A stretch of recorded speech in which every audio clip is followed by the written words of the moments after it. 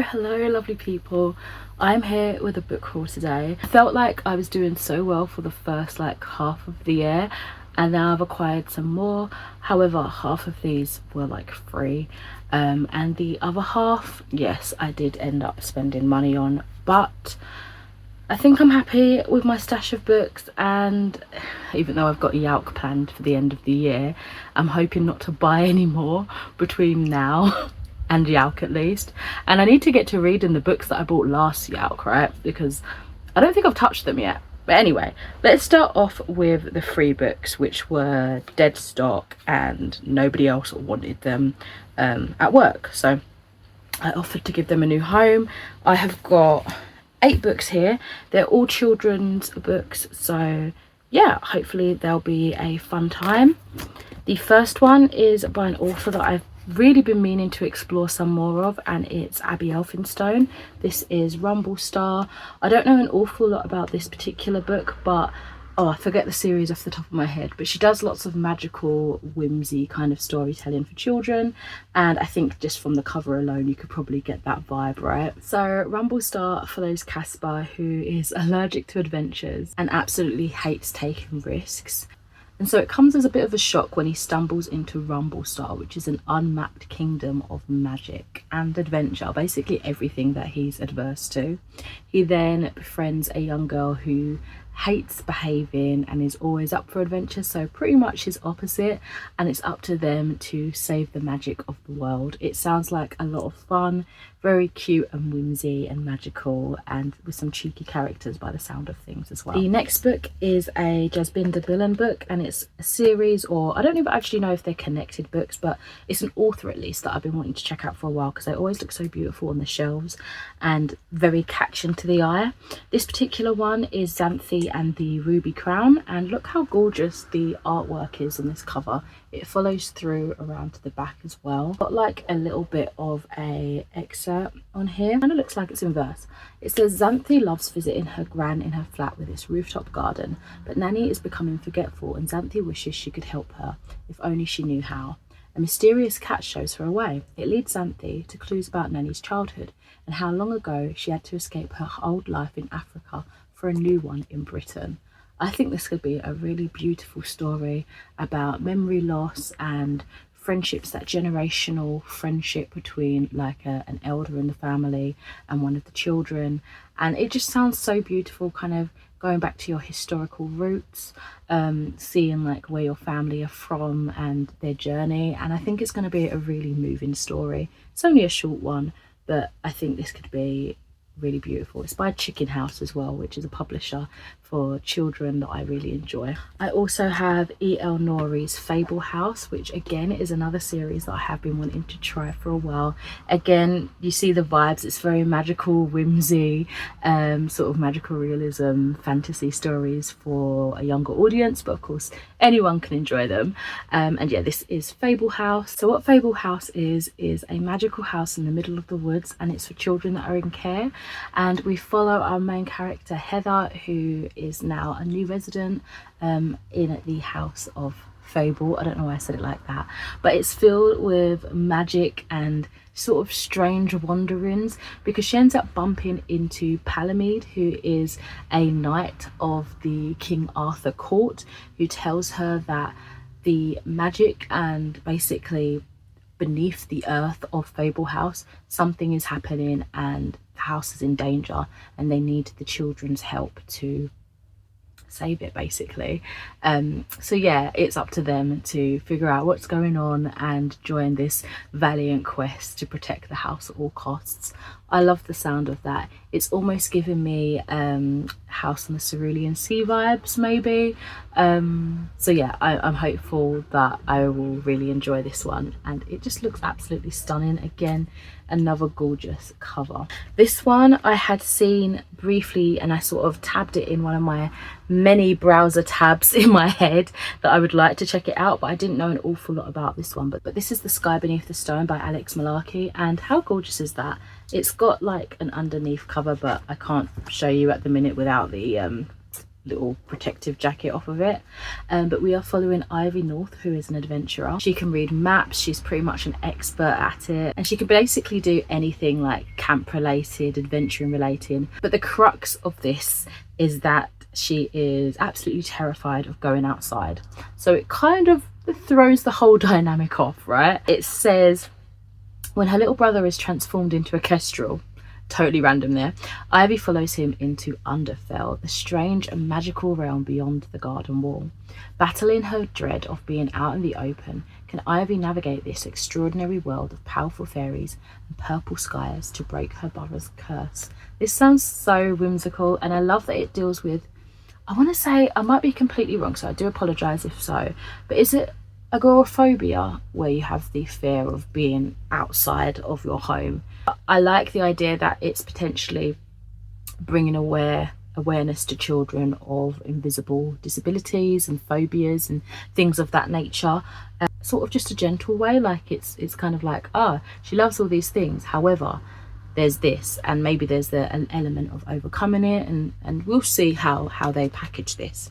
It does say on the back, to journey beyond the wall, try page 66. So I thought we could do that together.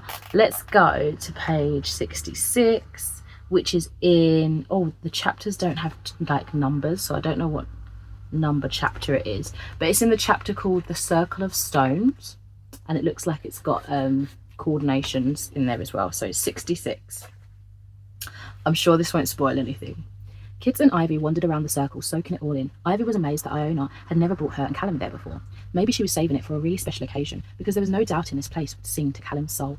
When Ivy saw Longmeg, she knew her at once. The tallest of the stones stood apart from the circle, looking down over them all. Even if Kit had climbed onto Ivy's shoulders, Longmeg still would have towered over them. She was the earthy red hue of fresh clay and rough to the touch. There were impressions in her surface that looked like concentric circles, one inside the other. One near to Ivy's knees, another at the level of her waist, and another by her head. Without thinking, Ivy reached out and brushed a finger over the markings, tracing them from outside to in, one after the other. She didn't notice Kit come up behind her, but she heard his intake of breath when the markings began to glow. Even after everything she'd experienced so far that day, Ivy's breath caught in wonder at the sight of the strange light radiating from the carvings. When nothing more happened, Ivy pressed an ear to the stone, but there was no sound from within. She scanned it from head to foot, then began to walk around it. "Oh," she said in a gentle surprise as she reached the other side. Words had appeared which had not been etched into the rock before, but now glowed the same luminescent silver as the carvings. I like that. Ooh, okay, I'm very intrigued.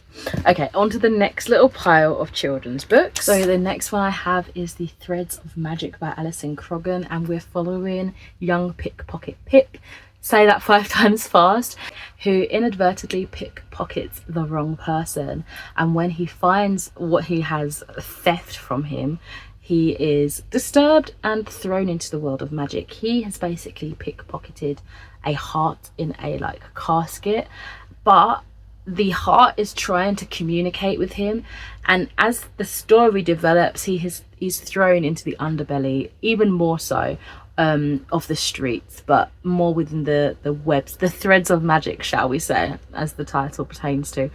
And he realizes, oh crap, I have now unlocked a ancient curse and there are people after me. What do I do? It sounds like a lot of fun. It's probably going to give like a magical Oliver Twist kind of vibe in storytelling, and I'm really hoping I love this one. These are also beautiful. I love children's books just because obviously they're great content, really enjoyable storytelling, but the covers, like, they never spare any expenses on the beauty of them, you know. I have an Anna James's book here. This is one of the Pages and Co, and I've been wanting to read one of these for ages. This is the Book of Smugglers. I think this might be like the 3rd book or the 4th book in a series though, so I am worried about reading this because I don't want to spoil myself if it does like follow a cohesive storyline. So let's have a quick look to see if it has any series. Okay, so it does say read in order. This is not the 1st book, so I will be putting this to the side, but the read in order is Tilly and the Book Wanderers, Tilly and the Lost Fairy Tales, Tilly and the Map of Stories, and then the Book Smugglers. So I've got the 4th one, but I will definitely be keeping an eye out, see if I can find it cheaply like the 1st book anywhere locally. But stunning magic books, things of that nature. I think it's like stories coming to life sort of vibe. I like things like that. The other one I've been wanting to read for ages, this is Vivian French's BB and the Box of Fairy Tales. Once again, stories coming to life kind of vibes, and it's an illustrated one, so it literally looks like a fairy tale book that you'd have like a beautiful edition of, like, I don't know, Hans Christian Andersen or the Grimm's Brothers stories sort of thing. Like, it is beautifully illustrated as if it was a fairy tale book, which really adds to the storytelling, I think. But this one, of course, follows BB, whose wishes never come true. So you've got to understand that she becomes quite perplexed when her fairy godmother just shows up out of nowhere and whisks her away. She then goes through a series of 7 fairy tales and then ultimately at the end gets a wish. So it sounds like a lot of fun, really cute and enjoyable. I wonder if it's going to be like a deeper, like a metaphor for something, if there's like a family element to it, that something's going on in her life and she wants that escapism, or she's wishing for something to be better or something like that, or if it is just going to be frivolous, cute, fun. We will have to see. And lastly, for the children's books, I've got a Kieran Millwood Hargrave, which I feel like I'm slowly collecting, but I haven't yet actually to read one. I think I want to say I haven't read any yet, potentially. I get so confused. I read so many books these days that I literally they just go through. Oh, have I read The Deathless Girls? No, I can't remember. Anyway, I have one of her books. This is A Secret of Birds and Bone. It sounds really good. It follows Sophia, who lives with her family and their pet crow. Bit random. And her mother has this kind of magical job where she is a bone charmer, so she creates like magical like concoctions and keepsakes out of bones. Sorry, excuse me, she is a bone binder, not a bone charmer. I guess that sounds like it could be a cool thing too. However, ever since a stranger turned up at their door, her mum has not been acting herself. And on Sophia's birthday, her mother is arrested and the children are taken into an orphanage. Sophia decides, nope, I'm not going to be a helpless child. I'm going to get us out of this. And with the gift that her mother gave her, which is a bone like key, she sets out to go into the heart of Siena, which is the city that she lives in, to find out its secrets and figure out a way to get them all to safety and free. So this sounds really magical. I think it's going to have like some witch trial elements potentially, and a different facet of magic that I haven't really learned about or known about, which sounds really cool, like the magic of bones binding and things of that nature. So those were all the books for children middle grade in theme. Really excited to dive into those.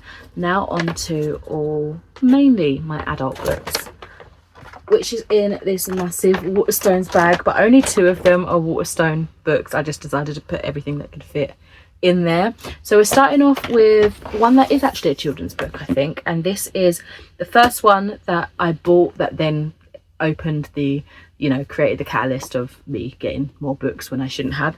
This was originally a webtoon comic, and now they've published it in traditional format, which is super cool. And this is called Hooky Volume 1 by Miriam Bonstray-Ter, and look how stunning this cover is. It's so cute. It follows a pair of twin witches who one day miss their bus to school, and then it starts the chain of events of them being named as traitors and people are out for them. It sounds like a lot of fun. I think I'm gonna love it. The art style is absolutely stunning, and it seems like it's got like a slightly different palette of colors as it goes throughout the story, but it just looks absolutely beautiful and I can't wait to read this one. I was kindly sent some book mail from Black Crow PR. I did a book cover reveal for this book recently, a couple of months ago I want to say, and this is 7 Recipes for Revolution by Ryan Rose, and it's described to be like The Bear and Attack on Titan. It's a food-based fantasy, which I don't think I've ever read before, but there is this fantasy anime, I can't remember what it's called now, something delicious, I can't remember, which kind of makes me think of this as well. And basically the concept is there's like these kaiju which are being, you know, defeated and, you know, slow, they've been killed and beaten up and, you know, woohoo, we've saved the world. But then they use that as meat and they chop it up, they cook beautiful dishes and all of this sort of stuff. But the the kaiju meat is imbued with this power. So when you eat a dish, you're getting some sort of power from it.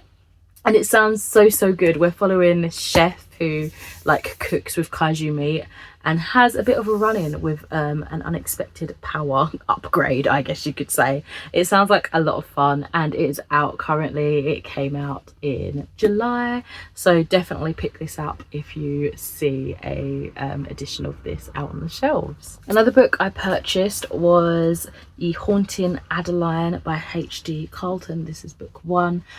And I saw this on the shelves, well, not even on the shelves, it was on like a little display table, and I thought, oh my god, it looks so beautiful. It is a book that everyone has been talking about on TikTok. I think the hype has died down a little bit more now, so I feel like I'm ready to give it a try.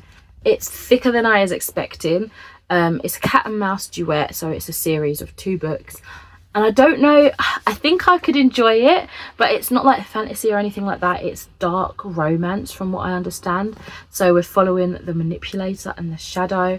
We don't have like a full-on blurb that actually tells you much about the story as such, but it does have like a little bit of an excerpt about these characters. But this is a stunning book by the looks of things on the outside anyway. It's dark and gothic-y looking, and it has a playlist on the inside and also some like artistic pages. Like, it's so pretty to look at. This is the playlist. It also smells really nice. I'm showing you a playlist that you can't see because I know that's not going to focus, but it smells really nice as well. Anyway, so the manipulator. I can manipulate the emotions of anyone who lets me. I'll make you hurt, make you cry, make you laugh and sigh. Ooh, he's spitting bars, but my words don't affect him. She's spitting bars, especially not when I plead for him to leave. He's always there watching and waiting, and I can never look away, not when I want him to come closer. The shadow.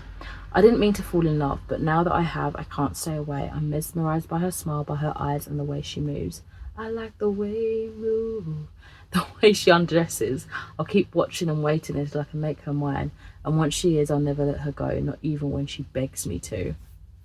Oh, so it's gonna be full of kink and like stuff of that nature. There is content warnings in this, and I've heard that it's quite graphic, so I might need to ease my way like up to this sort of level of storytelling. In Asda, I couldn't resist when I saw a new release because I've been patiently waiting for this book. This is V. Schwab's latest novel, Bury Our Bones in the Midnight Soil, and look how stunning it is. So beautiful. Oh my god, it matches my hair. Such a beautiful book. It is gorgeous. It says on the back, 3 young women, their bodies planted in the same soil, their stories tangling like roots. One grows high and one grows deep and one grows wild, and all of them grow teeth. Like, what? What? It sounds so eerie. It has really pretty artwork on like the chapters, and so we're following like 3 women who are spanning different times, so we get their stories as like over the years, and I guess we see how they connect, and I'm really looking forward to finding out more of how this all pans out. It sounds brilliant and creepy, and I'm so here for that. Okay, so a book that was borrowed. So a colleague at work loaned this to me after I had been talking about it recently, and he was like, oh my god, I read it, it was great, and I basically loaned out my copy to everyone at this point. This is Mark Z. Danwowski's The House of Leaves. It's massive. It's massive. I do eventually want my own copy, but just like look, it looks like a Bible, like this Psalms and stuff, you know, but it's crazy. It is about, from what I understand, it's like a horror thriller kind of vibe, and it's about documents that were unearthed about a documentary, and someone is studying these like this information that's been found, but the documentary that was researched and written about and is now bound together, it didn't exist. Like, the people didn't exist, the people didn't exist, things didn't exist, the house did. I'm guessing it's kind of like a haunted house kind of vibe, but it didn't actually happen. So we've got this person investigating this like mockumentary, right? Think of it, I'm guessing this is how I think of it anyway, like the mockumentary of what was it, Discovery Channel's Mermaids, the Body Found, kind of like that. That documentary actually exists. This one, the documentary doesn't even exist. It's like the guy's reviewing just is made up stuff, like it doesn't exist. And so this reporter, or whatever he is, writer, is investigating that, but then also going to the house that this supposed documentary was about to do his own investigation. It's very convoluted. That's what I understood when I was looking into it and being told about it. I've seen people doing reading vlogs about this like a good few years ago, and I've always wanted to do my own. So I don't know if I will sit down and do a reading vlog, or if I'll just try and read it on my own and I don't know, just chill with it. But it sounds distressing. It sounds really creepy and eerie, and I can't wait to read it. But it's a big one. I mean, there are pages, as you saw, with like nothing on it, but then there are pages that you have to turn upside down. I think you have to like hold a light to some things and put a mirror in front of it. It's a very involved book, and I'm excited to try it out. Just interjecting here from the future, I have had a couple of extra books come into my collection since filming the bulk of this, and I didn't want to do a separate video, so I thought I would include it in this summer book haul. I hope you don't mind. Let's get to those ones before we get to the last book from the original part of the video. Hopefully that made sense. Here are the books in question. So a recent trip to the works got me a selection of 3 beautiful books that all have stunningly sprayed edges. The first one being Rewitched by Lucy Jane Wood, which was a gorgeous witchy fantasy, cozy fantasy story that came out, was it last year? I think the hardback came out last year or early this year, and I've been wanting to read this since then. For these ones, I'm just going to quickly pause here so you guys can have a little look at the back. It kind of reminds me of the Secret Society for Irregular Witches, so I'm hoping it gives that cozy, romantic, whimsical vibe. Also picked up a copy of The Sky on Fire by Jen Lyons, and look how stunning this copy is. It's got beautiful detailed edges here, and again here is the back for you guys to have a little look at. It's got dragons in it, so that was definitely something that sold me. This is one I was interested in at one point to do a book tour, but I just didn't get around to signing up for it. So when I saw this for a really good price in the works, I was super excited to give it a go. It's got such a stunning colour palette. This is Teacher of the Year by M.A. Ward, and I believe it is a queer romance contemporary story. And look at the gorgeous green teal colourings on the side there. Once again, let's pause this so you guys can have a little bit of a look.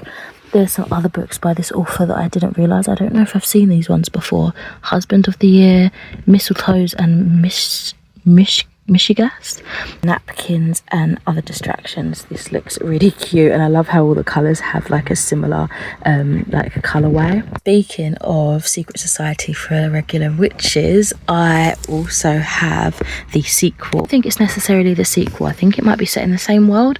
This is A Witch's Guide to Magical Innkeeping. This is by Sangu Mandana, but it looks like, yeah, this is just in the same world because the characters are all different names. So I'm excited to get to that one. And I also couldn't pass up the opportunity for this gorgeous looking book. This is by Thea Guanzon. This is Tusk Love, and it just looked like monster romance that I wanted to give a go because I'm trying to delve more into that subgenre, and it seems like some cozy fantasy as well. It looks really cute.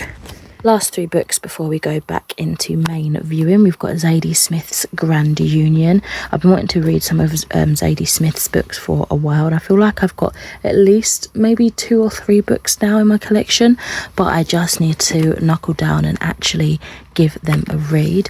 And I've also got Max Porter's latest story. This is Shy. I read Lanny, which I really loved. I read Grief is a Thing with Feathers, which I quite enjoyed, and I want to say I've read another book by him, but I can't remember the title.